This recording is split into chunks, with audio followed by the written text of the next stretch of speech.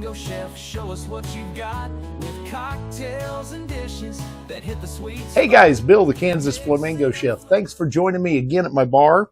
Today we're talking rum. These are not all the rums I have, not even close.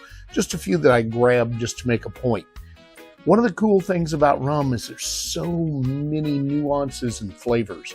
Since it's made out of sugar cane or molasses, which is made from the sugar cane, you have so many different characters to it.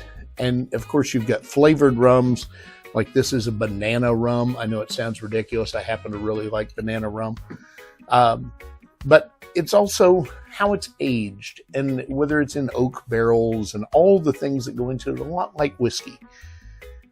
But at the end of the day, rum is fun. I mean, that's the way it really is intended to be. Think about it as the pirate's drink, right? I've got 3 bottles up here of a brand called Plantation. Now, you're not going to find that anymore because they recently changed the name, and I'm not going to get into it. But Plantation rum, or Plantaria rum as they call it now, is some of my favorites. This is a pineapple sugar rum from them, and then this is an overproof. Yeah, drink in extreme moderation. You also have aged rums, like here the Gosling's Old Rum and a Zacapa 23. But once in a while, I find something unique that I just want to try. Oh, and for those of you who don't know, I dabble in making some of my own rums. This is a toasted coconut infused rum I did on the channel the other day. So today, I went to that store that we don't talk about, the giant liquor store. And they have a brand of rum of their own called Dorley's. And I've had a couple of their products and I've been pleasantly surprised. And I started to pick up a bottle of 12-year Florida Caña. But they had this on sale. So this is their 12-year Dorley's. And it was well rated by Wine Aficionado. It's got a really nice color to it. It's a Barbados rum, which is what this is. And I happen to really like this. So I thought, well, let's give it a shot. So I'm going to open this up. And we're going to try it with and without ice. Because unlike whiskey, I like rum on ice.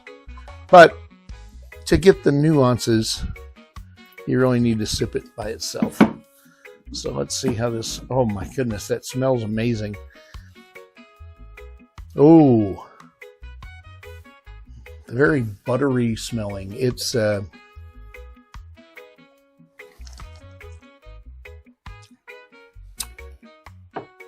very woody, very, very woody. In fact, I would say it's more woody than Zacapa, which is really surprising, but I like it.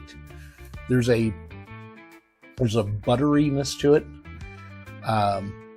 You can definitely taste a little bit of spice like cinnamon, but it's not overly just in your face. It's a very warming rum. And yeah, let's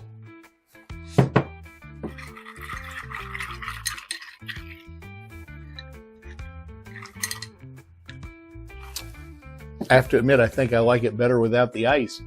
It's good with the ice. It mellows it a little bit, but the forward flavors are more subdued. All in all, if you're a rum guy and you want something different for a 12-year rum that runs around $30, I'd say it's a very good value. So until next time, if there's something you'd like me to make, a drink or a food item, if there's a product you'd like me to review, or if you just have a question or a comment right here on this video. It pushes the algorithm. Remember to eat fabulous. I will see you on the next one. Have a great day.